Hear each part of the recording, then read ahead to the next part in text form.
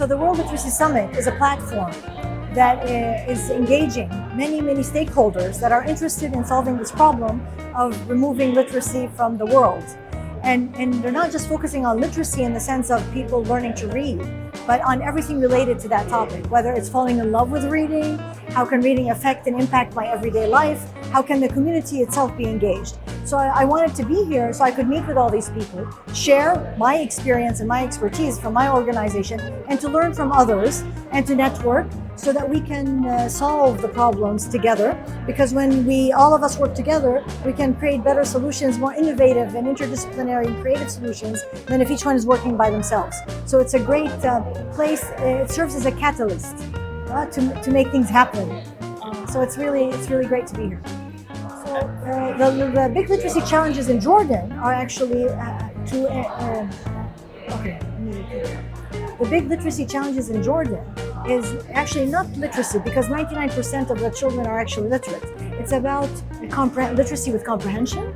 It's about falling in love with reading, so that the child, as they grow up, they keep literacy with them and they keep on reading lifelong. And this way they keep on being engaged. They get the tools and the skills, whether in a hard copy or digital. And this way they keep improving themselves and improving their lives and thereby the community.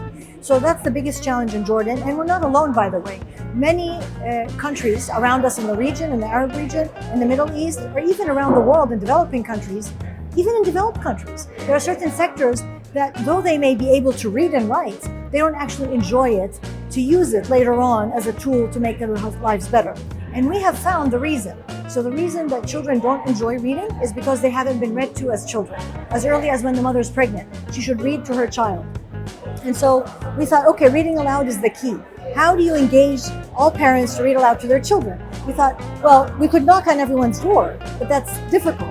What we could do is train one person in the neighborhood to gather the children and read aloud stories in their native tongue on a regular basis. So that is our model. That's why we love reading. And because it's so simple and it's grassroots and it's based on the community, it has spread to 36 countries. And we've been called by Charles Leadbeater, who is a leading expert on innovation and education, as a social movement, because we piggyback on human values that we share all across the world. What my advice to politicians and policymakers, not just in Jordan but around the world, that the problem is not about money, by the way. The problem is about believing in the people themselves and giving them, training them with the skills and the tools so that they can themselves identify those challenges and tease out the reasons why they don't love reading, why they have problems in literacy. And as they unfold those challenges, they start creating the solutions themselves, because solutions will differ from country to country, culture to culture.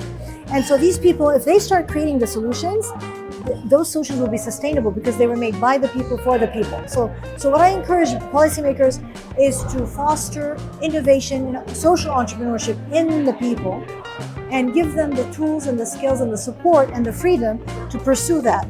And then things will solve by themselves. And reading aloud is one of those core solutions. So if policymakers just spread the word to encourage local people to read aloud to each other, whether in their homes, in their community centers, in their places of worship, in the schools, and look around, what are good practices to introduce to people, then slowly there will be change. You know, change takes time. Real change doesn't happen overnight. It's about believing and setting a long-term strategy, like the butterfly effect. You know, when a butterfly flutters its wings in China, there's a hurricane in the Atlantic. So I believe if every person looks at himself and thinks, what can I do as a person? That's a little butterfly moving the wind. You'll have a change all over the world. Or like, there's another saying, what is a drop of water? I mean, in the ocean. And the answer is there are millions of drops of water that make up the ocean. And we could be one of those million to make a difference.